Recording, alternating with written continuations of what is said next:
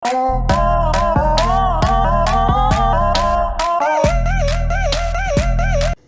To them tech friends. நாம் இன்றைக்கி இந்த வீடியோவில் எதை பற்றி பார்க்க போனால் உங்களோட பிசி இல்லைனா லேப்டாப்பில் எப்படி வந்து விண்டோஸ் 11 ஓஎஸை வந்து இன்ஸ்டால் பண்ணுறது. ஸோ அதை பற்றி தான் பார்க்க போகிறோம். இப்போ பார்த்தீங்கன்னா நீங்கள் பார்த்துக்கிட்டு இருக்கிறது என்னுடைய பிசி தான். ஸோ என்னோடய பிசியில் வந்து பார்த்திங்கன்னா விண்டோஸ் 11 ஓஎஸை வந்து பார்த்திங்கன்னா சிம்பிளாக வந்து டவுன்லோட் பண்ணி இன்ஸ்டால் பண்ணிட்டேன். ஸோ இது எப்படி ப்ராப்பராக பண்ணுறதுன்னு காமிக்கிறேன். நார்மலாக பார்த்தீங்கன்னா இப்போ ரீசெண்டாக எல்லார் கையில் இருக்க பிசி இல்லைனா லேப்டாப்லேயும் நீங்கள் இந்த விண்டோஸ் 11 ஓஎஸை டவுன்லோட் பண்ணி இன்ஸ்டால் பண்ணும்போது இதில் ஒரு இன்டிமேஷன் காமிக்கும், அதாவது ஒரு எரர் காமிக்கும். என்னென்னு பார்த்தீங்கன்னா இந்த விண்டோஸ் 11 இன்ஸ்டால் பண்ணுறதுக்கான ப்ராப்பரான ரெக்யர்மெண்ட் உங்களோட பிசியில் கிடையாது. ஸோ அதனால் வந்து உங்களால் விண்டோஸ் 11 இன்ஸ்டால் பண்ண முடியாதுன்னு நீங்கள் நார்மலாக இன்ஸ்டால் பண்ண போனாலே அந்த மாதிரி தான் காமிக்கும். பட் அந்த ப்ராப்ளம் இல்லாமல் உங்களுக்கு எந்த வெர்ஷனான பிசியாக இருக்கலாம், இல்லைனா எந்த வெர்ஷனான லேப்டாப்பாக இருக்கலாம். ஸோ சிம்பிளாக வந்து பார்த்தீங்கன்னா விண்டோஸ் 11 ஓஎஸை நான் சொல்கிற மெத்தடில் நீங்கள் ஃபாலோ பண்ணிங்கன்னா உங்களுக்கு இன்ஸ்டால் பண்ணிக்கலாம். ஸோ இதுக்கு நீங்கள் நான் சொல்கிறத ஃபாலோ பண்ணிக்கோங்க. இந்த வீடியோ ஸ்டார்ட் பண்ணுறதுக்கு முன்னாடி ஒரு சின்ன இன்ஃபர்மேஷன் கூட சொல்லிடுறேன். நான் ஸ்டார்டிங்கில் வந்து விண்டோஸ் 11 ஓஎஸை இன்ஸ்டால் பண்ணும்போது பார்த்தீங்கன்னா என்னோட ரெக்கார்டிங் வந்து ப்ராப்பராக ரெக்கார்ட் ஆகாமல் ஸ்டாப் ஆகிருந்திருக்கு, நான் கவனிக்கலை. இப்போ வந்து பார்த்தீங்கன்னா ஒரு 1 மினிட்ஸ் 2 மினிட்ஸ் கிளிப்பு மட்டும் வேற ஒரு வீடியோலேருந்து ஸ்டார்டிங்கில் போட்டுறேன். அதுக்கப்புறம் பார்த்தீங்கன்னா நான் ப்ராப்பராக இன்ஸ்டால் பண்ண ஸ்டெப் பை ஸ்டெப்பாக வந்துடும். ஸோ இதுக்கு நீங்கள் முதல்ல என்ன பண்ணிக்கணும்னா உங்களோட பிசியில் வந்து பார்த்தீங்கன்னா விண்டோஸ் 11 ஓஎஸை வெப்சைட்லேருந்து டவுன்லோட் பண்ணிக்கலாம். நான் ஏற்கனவே ஒரு வீடியோ போட்டிருந்தேன் எப்படி வந்து விண்டோஸ் 11 ஓஎஸை வந்து டவுன்லோட் பண்ணுறதுன்னு. ஸோ அந்த வீடியோட லிங்கை டிஸ்கிரிப்ஷனில் கொடுத்துட்றேன். ஸோ அதை கிளிக் பண்ணி அந்த வீடியோ பார்த்து விண்டோஸ் 11 ஓஎஸை வந்து நீங்கள் இன்ஸ்டால் பண்ணிக்கோங்க. ஸோ இன்ஸ்டால் பண்ணிக்கிட்டதுக்கப்புறம் வேறு ஒரு சாஃப்ட்வேர் வந்து நீங்கள் இன்ஸ்டால் பண்ணணும். அதாவது அந்த லிங்கையும் வந்து நான் டிஸ்கிரிப்ஷனில் கொடுத்துட்றேன். ஸோ அதை கிளிக் பண்ணி அந்த குரோம் ப்ரௌசரில் ஓப்பன் பண்ணி எந்த ப்ரௌசராக இருக்குன்னா அதை கிளிக் பண்ணி ஒரு ப்ரௌசர் ஓப்பன் ஆகும். ஸோ அதில் வந்து பார்த்தீங்கன்னா மேலே டவுன்லோட் ஆப்ஷன் இருக்கும். ஸோ அதை கிளிக் பண்ணி அதையும் வந்து டவுன்லோட் பண்ணி வச்சுக்கோங்க. ஸோ இப்போ பார்த்தீங்கன்னா ஸ்டெப் பை ஸ்டெப்பாக வந்து பார்த்தீங்கன்னா முதல்ல வந்து நம்ம போய்க்கலாம். ஸோ இப்போ பார்த்தீங்கன்னா முதல்ல உங்களோட பிசியில் வந்து பார்த்தீங்கன்னா விண்டோஸ் 11 ஓஎஸை வந்து நீங்கள் ஐஎஸ்ஓ ஃபைலை வந்து டவுன்லோட் பண்ணி வச்சிருப்பீங்க. ஸோ அதை வந்து பார்த்தீங்கன்னா நீங்கள் ரைட் கிளிக் பண்ணி எல்லாருமே WinRARங்கிற சாஃப்ட்வேர் இன்ஸ்டால் பண்ணி தான் வச்சுருப்பீங்க. ஸோ ரைட் கிளிக் பண்ணி எக்ஸ்ட்ராக்ட் ஹியர்ங்கிற மாதிரி ஒரு ஆப்ஷன் கொடுத்துருப்பாங்க, பார்த்தீங்கன்னா தெரியும். ஸோ அந்த எக்ஸ்ட்ராக்ட் ஹியர் அந்த ஆப்ஷனை நீங்கள் கிளிக் பண்ணிக்கோங்க. கிளிக் பண்ணி பார்த்தீங்கன்னா உங்களோட விண்டோஸ் 11 எக்ஸ்ட்ராக்ட் ஆகி அந்த இடத்துல வந்து பார்த்தீங்கன்னா ஒரு தனி ஃபோல்டராக உருவாகி அதில் வந்து உங்களுக்கு கிடச்சிரும். அதுக்கு ஒரு 1 or 2 மினிட்ஸ் ஆகிடும். ஸோ எக்ஸ்ட்ராக்ட் ஆகி தனியாக வந்துடும். விண்டோஸ் 11 ஐஎஸ்ஓ ஃபைலை உங்களோட பிசியில் வந்து எக்ஸ்ட்ராக்ட் பண்ணதுக்கு அப்புறம் என்ன பண்ணிக்கணும்னா ஏற்கனவே நான் டிஸ்கிரிப்ஷனில் ஒரு லிங்க் கொடுத்துருக்கேன். ஸோ அதை கிளிக் பண்ணி டவுன்லோட் பண்ண சொல்லியிருந்தால ஸோ அந்த டவுன்லோட் பண்ண ஃபைலையும் கூட நீங்கள் ரைட் கிளிக் பண்ணி அதை வந்து எக்ஸ்ட்ராக்ட் பண்ணிக்கணும். ஸோ எக்ஸ்ட்ராக்ட் பண்ணோன்னே பார்த்தீங்கன்னா ஆட்டோமேட்டிக்காக அதில் உள்ள ஃபைலை வந்து பார்த்திங்கன்னா தனியாக பிரிஞ்சு வந்துடும். ஸோ வந்ததுக்கப்புறம் அந்த ஃபைலை நீங்கள் கிளிக் பண்ணி காப்பி பண்ணிக்கோங்க. காப்பி பண்ணாலும் ஓகே, இல்லைனா கட் பண்ணாலும் ஓகே. ஸோ பண்ணதுக்கப்புறம் நீங்கள் வந்து பார்த்தீங்கன்னா விண்டோஸ் 11 ஃபைலை எக்ஸ்ட்ராக்ட் பண்ணி வச்சுருக்க அந்த ஃபோல்டரை நீங்கள் கிளிக் பண்ணிக்கோங்க.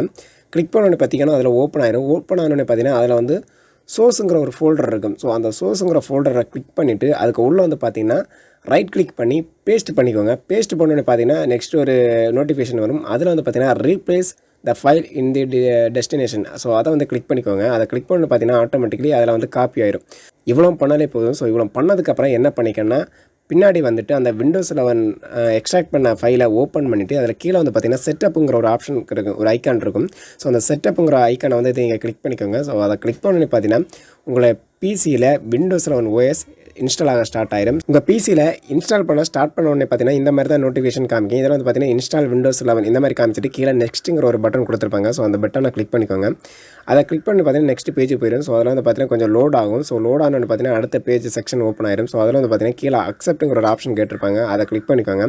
அதை கிளிக் பண்ணி பார்த்தீங்கன்னா மறுபடியும் பார்த்தீங்கன்னா கொஞ்சம் டைம் எடுத்து அப்டேட் ஆகிட்டு இருக்கும். ஸோ அது 100% அப்டேட் ஆனோடனே பார்த்தீங்கன்னா நெக்ஸ்ட் பேஜ் ஒன்று ஓப்பன் ஆயிடும்.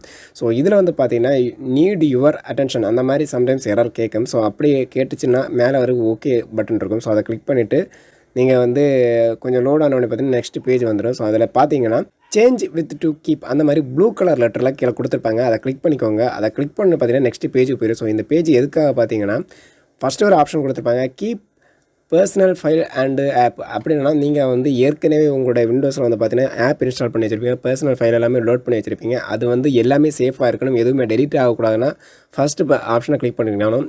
செகண்ட் ஆப்ஷன் என்னென்னு பார்த்தீங்கன்னா ஆப் எல்லாமே போட்டும், அதாவது இன்ஸ்டால் பண்ணி வச்சுருக்க சாஃப்ட்வேர் எல்லாமே டெலிட் பண்ணிக்கலாம். பர்சனல் ஃபைல் மட்டும் சேஃபாக இருக்குன்னா செகண்ட் ஆப்ஷன் கிளிக் பண்ணிக்கலாம். எதுவுமே தேவையில்லை, எல்லாமே எரைஸ் பண்ணிக்கலாம்னா கீழே வந்து நத்திங்னு ஒரு ஆப்ஷன் இருக்கும், அதை கிளிக் பண்ணிக்கலாம். ஸோ நமக்கு எப்போதுமே பார்த்தீங்கன்னா நம்மளோட டேட்டா வந்து சேஃபாக இருக்கணும். ஸோ அதுக்கேற்ற மாதிரி அதில் வந்து கிளிக் பண்ணிக்கோங்க. கிளிக் பண்ணதுக்கப்புறம் நெக்ஸ்ட்டுங்கிற ஆப்ஷன் இருக்கும், அதை கிளிக் பண்ணிக்கோங்க. கிளிக் பண்ணி பார்த்தீங்கன்னா ஆட்டோமேட்டிக்கலி வந்து லோட் ஆக ஸ்டார்ட் ஆகிடும். ஸோ லோட் ஆனதுக்கப்புறம் பார்த்தீங்கன்னா அதில் வந்து 100% வரைக்கும் லோட் ஆயிரும். சம்டைம்ஸ் பார்த்தீங்கன்னா அதில் வந்து ரீஸ்டார்ட்டும் ஆயிரும். ரீஸ்டார்ட் ஆனோடனே பார்த்தீங்கன்னா உங்களுடைய பிசியில் Windows 11 OS வந்து பார்த்தீங்கன்னா லோட் ஆக ஆரம்பிக்கும். இதுக்கு கொஞ்சம் டைம் எடுக்கிற ப்ராசஸ், கொஞ்சம் டைம் ஆகும். நான் எல்லாமே ஸ்கிப் பண்ணி தான் விட்டுருக்கேன்.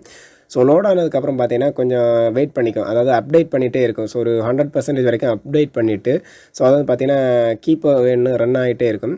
ரன் ஆகி முடிஞ்சதுக்கப்புறம் பார்த்தீங்கன்னா ஆட்டோமேட்டிக்கலி ஆல்மோஸ்ட் ரெடின்னு சொல்லிட்டு சம் மெசேஜஸ் எல்லாமே அதில் காமிச்சிருக்கும். ஸோ காமிச்சதுக்கப்புறம் பார்த்தீங்கன்னா உங்களோட பிசி ஆட்டோமேட்டிக்கலி வந்து பார்த்தீங்கன்னா Windows 11 இன்ஸ்டால் ஆகி ஓப்பன் ஆகிரும். இவ்வளோதான் மேட்ரு. சிம்பிளாக வந்து பார்த்தீங்கன்னா உங்களோட பிசியில் Windows 11 OS வந்து இன்ஸ்டால் பண்ணிக்கலாம். ஸோ இது சிம்பிள் மெத்தட். அது மட்டும் இல்லை, உங்களுக்கு எந்த விதமான பிசியாக இருந்தாலும், எந்த ப்ரொஃபஷனோட இருந்தாலும் நீங்கள் வந்து அதில் வந்து இந்த Windows 11 OS வந்து இன்ஸ்டால் பண்ணிக்கலாம். பட் இதில் ஒரு முக்கியமான விஷயம் என்னென்னா, உங்களுடைய பிசி எந்த கண்டிஷனில் இருக்கோ அதுக்கேற்ற மாதிரி தான் இதோட ஸ்பீடு இருக்கும். பட் இது ஹை ரேஞ்ச் ஸ்பீடில் தான் க்ரியேட் பண்ணியிருக்காங்க. ஸோ அதுக்கான பர்ஃபார்மன்ஸ் பிசியில் தான் போட்டால் அதுக்கேற்ற பர்ஃபார்மன்ஸ் ஸ்பீடு கிடைக்கும். நீங்கள் லோ ரேஞ்ச் பிசிலெலாம் போட்டிங்கன்னா கொஞ்சம் ஹேங் ஆகிறது மாதிரி தான் இருக்கும். பட் என்னோடய பிசி பரவாயில்ல. என்னோடய பிசி வந்து ஒரு நல்ல செட்டப்பில் இருக்கிறதால என்னோடய பிசியில் வந்து பார்த்திங்கன்னா நார்மலாகவே ரன் ஆயிரும். இந்த மாதிரி பார்த்தீங்கன்னா சிம்பிளாக வந்து உங்களுக்கு பண்ணிக்கலாம். மேக்ஸிமம் பார்த்தீங்கன்னா அந்த ஏற்கனவே ஸ்டார்டிங்கில் நான் சொல்லியிருந்தேன், அந்த எரர் வந்திருந்தா, அதாவது இந்த ரிக்குவயர்மெண்ட் இருக்கிறதால உங்களோட பிசியில் Windows 11 இன்ஸ்டால் பண்ணிக்க முடியாது, அப்படி ஒரு எரர் காமிச்சா கூட இந்த மெத்தடில் வந்து நீங்கள் சிம்பிளாக வந்து இன்ஸ்டால் பண்ணிக்கலாம்.